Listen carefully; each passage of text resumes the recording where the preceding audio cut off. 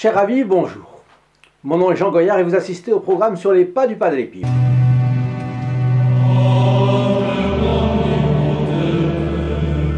Dont l'objectif est de diffuser dans les foyers la présence consolatrice de Saint Pio de Pietrelcina, parce que ce moine canonisé en 2002 a consacré sa vie à arracher les âmes au diable. Sur sa prière, Dieu a multiplié les miracles et les guérisons pendant 60 ans. Sa photo est ici diffusée gratuitement et franco de port. Si vous voulez en profiter pour vous ou un proche, venez ci-dessous sur le lien https://padre-pio.fr ou téléphonez au 08 05 36 08 47. Appel gratuit depuis la France métropolitaine, appel local depuis les Dom-Tom et depuis le Canada. Composez le 1 844 398 88 67. Donc, aujourd'hui, nous voyons la chose suivante. Les protestants sont des chrétiens. Et pourquoi penser qu'une conversion leur serait profitable? En octobre 1953, le Padre Carmelo est devenu le gardien du couvent du Padre Pio. Estimant notre bon capucin, il lui a dit que bien qu'étant son supérieur, il ferait tout ce que le Padre Pio lui conseillerait. Ils ont en effet beaucoup œuvré ensemble. Ensemble, ils ont monté un institut de religieuses pour l'instruction des enfants dans le quartier Sainte-Croix, avec un centre féminin de formation professionnelle. Dans les années 55-56, un nombre considérable de visiteurs accouraient à San Giovanni Rotondo. Divers groupes religieux ont compris que cette zone allait connaître un fort développement et ils y ont ouvert des locaux.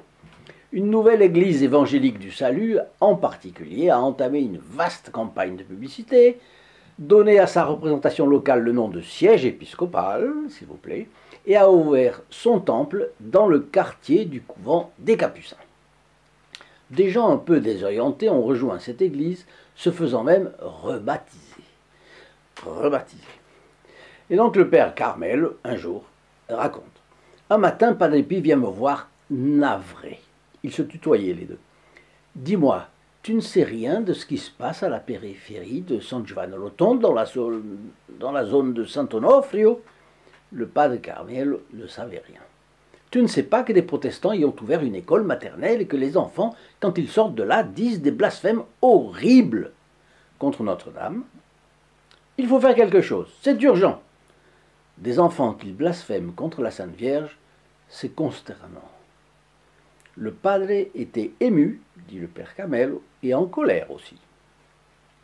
Le père Carmel répond, « Père, c'est dans la zone de l'archiprêtre, un des principaux ennemis locaux du Padre Pio. Les frères capucins n'ont jamais pu travailler dans ce coin. Si on fait quelque chose, ça va être la guerre. » Et Padre Pio réplique, « Alors, tu serais plus intéressé à l'amitié des hommes qu'au bien des âmes innocentes?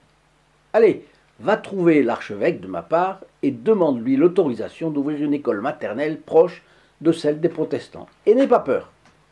Courage, et que la Madone t'accompagne. » Bon, et le père Carmel avait dit qu'il ferait tout ce que le Padre Pio lui conseillait, voilà. Et là, c'était plus qu'un conseil. L'archevêque a donné l'autorisation. Fin 1957, était inaugurée l'école avec un orphelinat et un atelier.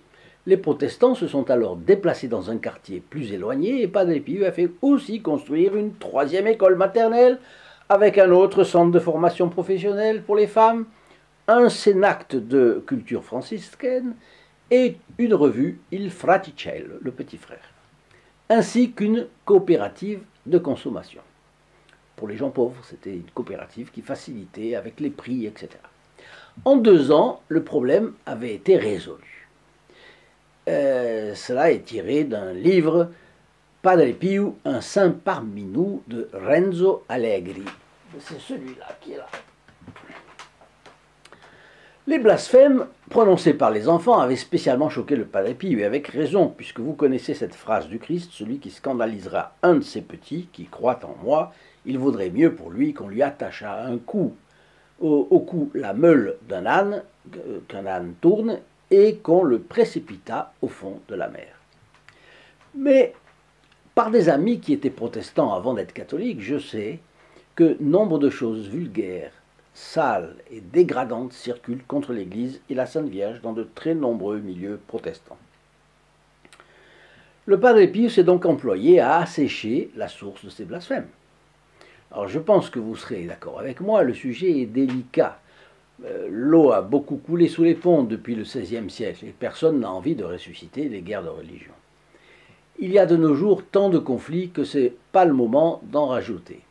Mais d'un côté, le catholique ne peut pas cesser de témoigner sa foi, de la proclamer, même quand c'est nécessaire, de la communiquer à d'autres, de parler de sa vérité, de son authenticité, de sa bonté, de ses beautés, de son universalité. Car l'Évangile nous dit bien, celui qui m'aura confessé devant les hommes, moi aussi je le confesserai devant mon Père, qui est dans les cieux. Celui qui m'aura renié devant les hommes, je le renierai aussi devant mon Père. Saint Matthieu, chapitre 10, versets 32-33. Bon, c'est ce que Benoît XVI voulait dire quand il demandait de réagir contre la dictature du relativisme. Pour le relativisme, il n'y a pas de vérité absolue. Conséquence, l'homme devient à lui-même son grand critère de jugement. C'est le triomphe de l'impression, du moi, de l'égoïsme. La vérité est ce qui me convient sur le moment, et cela justifie tous les laxismes, toutes les concessions à tous les vices, et même au crime. Dans une société pareille, tout glisse vers l'anarchie, et reconnaissons que nous n'en sommes pas loin aujourd'hui. Bien. En matière de religion, c'est très proche. On parle aujourd'hui de nombreuses religions qu'on essaie de faire coexister. Qu'elles coexistent sans conflit, c'est une bonne chose, mais à quoi rime de vouloir les mélanger? Il y a deux sens au mot œcuménisme. Le deuxième sens, c'est le rapprochement de croyances différentes. Mais le premier sens renvoie au mouvement de pensée favorable à la réunion des églises en une seule. Et dans les faits, le mot pris dans le deuxième sens aboutit invariablement au mot pris dans le premier sens. Il y a une espèce de force, une espèce de loi de la gravité qui conduit du rapprochement des religions à leur réunion en une seule. Et c'est pourquoi le Vatican a déjà condamné la tentative d'œcuménisme de la haute église allemande avant la Première Guerre mondiale, qui était en train d'incorporer catholiques, protestants et orthodoxes dans la même église. C'est la raison pour laquelle les protestants, avec lesquels de nombreux catholiques militants arrivent à collaborer face à des adversaires communs comme l'immoralité, le laïcisme envahissant ou l'islamisme radical, ce sont les protestants anti-œcuméniques. Pardon, cela paraît paradoxal, mais se comprend très bien. Ces protestants se rendent compte que l'œcuménisme où on les conduit signifie en définitive un melting pot, un grand mélangeur, un mixeur, avec des personnalisations, des caractérisations à la clé, où tout le monde est broyé et plus personne ne conserve son identité. Cette dictature du relativisme impose de se diluer dans le grand chaos contemporain. Deux courants minoritaires mais très virulents veulent imposer le silence au christianisme. Les laïcistes nostalgiques des heures les plus sombres de la Révolution française, qui sont aussi nostalgiques des agressions anticatholiques du début du XXe siècle, d'un côté, et puis le terrorisme, les terroristes de l'islamisme conquérant de l'autre, vous voyez. Les catholiques sont donc appelés à savoir pourquoi ils sont catholiques. Et le thème d'aujourd'hui ne trouve donc pas sa place dans une politique aussi stérile que stupide entre catholiques et protestants aujourd'hui, d'autant plus que notre chaîne n'a pas comme objectif de s'adresser aux protestants. Elle parle aux catholiques qui, à travers la vie du Padre Pio, cherchent à approfondir le message catholique du Christ au monde, la bonne nouvelle, et à travers le Padre Pio. Et les protestants qui veulent être informés sur la vie du Padre Pio, loin d'en être exclus, sont accueillis ici à bras ouverts et il leur est répondu avec bienveillance lorsqu'ils posent leurs questions. Donc j'entre dans ce sujet. Les protestants sont des chrétiens. Pourquoi penser qu'une conversion leur serait profitable? Eh bien, bon, d'abord, la conversion n'est pas l'acte consistant à passer d'une religion à l'autre. Dans le langage courant, vous l'entendez tout le temps, dans la presse, vous le lisez. Mais cela ne tient pas compte de ce qu'il y a une vérité objective. La conversion, c'est abandonner l'erreur pour adhérer à la vérité. Le contraire, c'est passer de la vérité à l'erreur, ce qui représente une apostasie. La question est donc de savoir où est la vérité. Nous ne pourrions jamais faire comme Ponce Pilate qui a répondu à notre Seigneur Jésus-Christ avec son fameux scepticisme « Qu'est-ce que la vérité ?» Alors, où est la vérité? Un seul personnage dans l'histoire a affirmé être la vérité. C'est notre Seigneur Jésus-Christ. Je suis le chemin, la vérité et la vie. C'est dans Saint Jean, chapitre 14, verset 6. La simple lecture de l'Évangile, justement, montre que notre Seigneur Jésus-Christ donne à ses apôtres et à eux seuls la mission sacrée de prêcher sa religion à tous les hommes. Et il choisit Saint Pierre pour être le chef de toute l'Église. Toute puissance m'a été donnée dans le ciel et sur la terre. Allez donc enseigner toutes les nations, les baptisant au nom du Père, du Fils et du Saint-Esprit, leur apprenant à garder tout ce que je vous ai commandé. Et voici que je suis avec vous jusqu'à la fin du monde. Je vous mets les références, bien sûr, en description. Prêchez l'Évangile à toute créature. Voici que moi-même, je suis avec vous jusqu'à la fin du monde. Celui qui vous écoute, m'écoute. Celui qui vous méprise, me méprise. C'est Saint Matthieu, chapitre 28, versets 18-19. Et puis un autre extrait. Allez par tout le monde et prêchez l'Évangile à toute créature. Celui qui croira et sera baptisé sera sauvé. Celui qui ne croira pas sera condamné. C'est Saint Marc, chapitre 16, versets 15 et 16. Un autre passage complète les premiers. Cela. Tu es Pierre, et sur cette pierre je bâtirai mon église. Et les puissances de l'enfer ne prévaudront pas contre elle. C'est à toi que je donnerai, à Saint Pierre, les clés du royaume des cieux, et tout ce que tu lieras sur la terre sera lié dans les cieux, et tout ce que tu délieras sur la terre sera délié dans les cieux. C'est Saint Matthieu, chapitre 16, versets 18-19. Alors, sur le point de monter au ciel, le Sauveur insiste encore et confirme ce qu'il avait donné à Saint Pierre. Il lui dit « Sois le pasteur de mes agneaux, sois le pasteur de mes brebis ».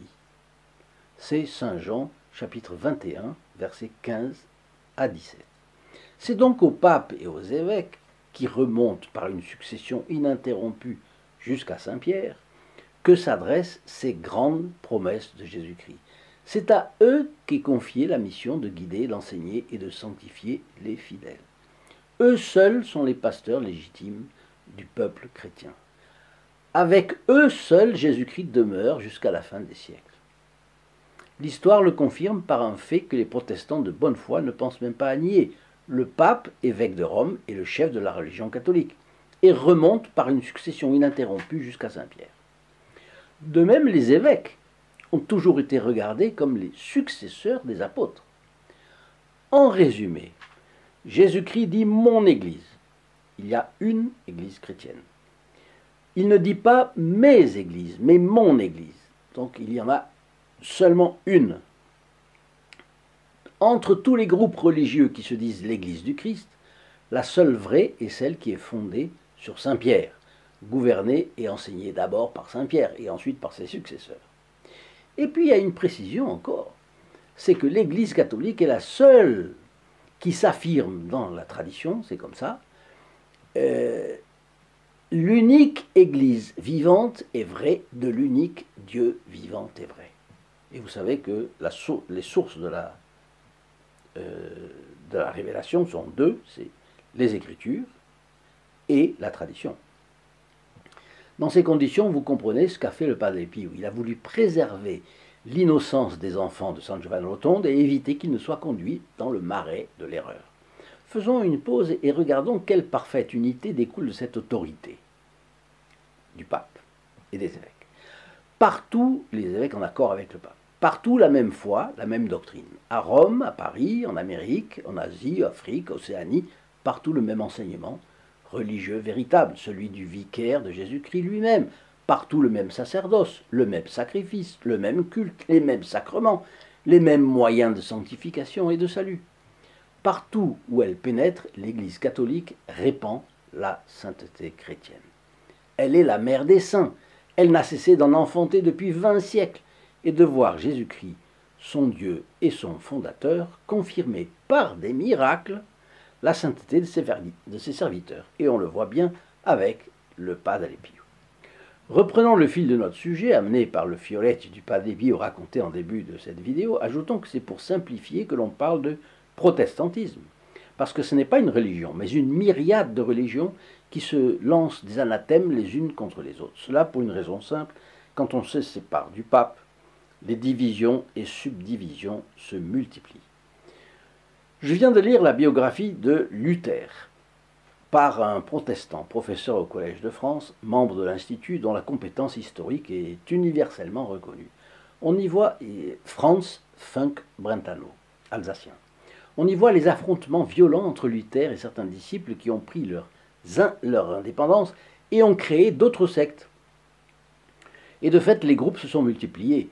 Luthériens, calvinistes, évangéliques, puis dans l'ordre alphabétique, adventistes, anabaptistes, anglicans, armée du salut, chrétiens apostoliques, église du Christ, ménonistes, méthodistes, mormons, néo-apostoliques, pentecôtistes, piétistes, presbytériens, quakers, sacramentaires, témoins du Christ, témoins de Jéhovah, zwingliens. Bon, Talleyrand a comparé la France et l'Angleterre un jour, et il a dit qu'en France, il y a une religion et 200 sauces, tandis qu'outre-Manche, il y a une sauce et 200 religions. Bon, ben ça a un peu changé. En tout cas, le principal problème chez les protestants est d'avoir rejeté l'origine divine de l'autorité du pape, l'indéfectibilité de l'Église, elle durera toujours, et son enseignement infaillible, dans certaines conditions bien entendu. Alors parlant haut de la foi, Luther l'a anéanti dans ceux qui l'ont suivi, car il a détruit la soumission de l'esprit et du cœur à l'enseignement divin. Le protestant, en effet, ne croit qu'à sa propre interprétation de la parole de Dieu. Il n'a que des opinions variables comme lui-même, raison pour laquelle le protestantisme flotte au vent de la doctrine d'une année à l'autre, d'un moment à l'autre. Il rejette aujourd'hui ce qu'il enseignait hier. Il n'a ni unité, ni universalité, ni stabilité. Luther s'est battu bec et ongle pour l'idée qu'il y avait un enfer, et puis pour l'idée qu'il n'y en avait pas. Calvin a remanié 25 fois son principal ouvrage, l'institution de la religion chrétienne, avec des contradictions majeures. Donc avant de terminer, j'ouvre une petite parenthèse. Vous avez aimé cette vidéo, alors dites-le merci. Laissez-moi vos commentaires, partagez aussi sur les réseaux sociaux. Quand vous partagez, vous entrez tout de suite dans les intentions de la messe du vendredi qui suit à midi, et vos amis qui la reçoivent y entrent aussi. N'hésitez pas non plus à venir me rendre visite sur le lien https://st-padre-pio.fr en bas dans la description. Vous y connaîtrez aussi le groupe des protégés du Padre Pio. Alors il y a un événement de la vie d'Henri IV qui mérite qu'on s'en souvienne. Il assistait à une conférence entre docteurs catholiques et ministres protestants. Quand la discussion a été close, il a demandé aux ministres protestants « Puis-je me sauver dans l'église catholique ?» « Oui, sire, ont-ils répondu, mais vous vous sauverez plus facilement en restant dans la réforme. »« Et vous, messieurs, a dit le roi au docteur catholique, qu'en pensez-vous ?»« Nous pensons, sire, et nous vous déclarons, qu'ayant connu l'église véritable, vous êtes obligés d'y entrer, et qu'il n'y a pas de salut pour votre âme dans le protestantisme. » Pardon. « Je vais donc au plus sûr, a conclu le roi en se levant, puisque tout le monde est d'accord que je puis me sauver en étant catholique. Je me fais catholique. » Et il a abjuré son erreur. Nous venons de voir la nécessité d'être fidèle à l'Église. 2 vidéos sont concevables en complément. Comment l'Église diffuse la bonté et la douceur. Et deuxièmement, si une partie du clergé se trompe, comment ne pas se tromper avec lui. Je vous souhaite une très bonne journée et je vous dis à très bientôt. Au revoir. In nome del Padre, del Figliolo e dello Spirito Santo, e così sia. Sia lodato Gesù e Maria,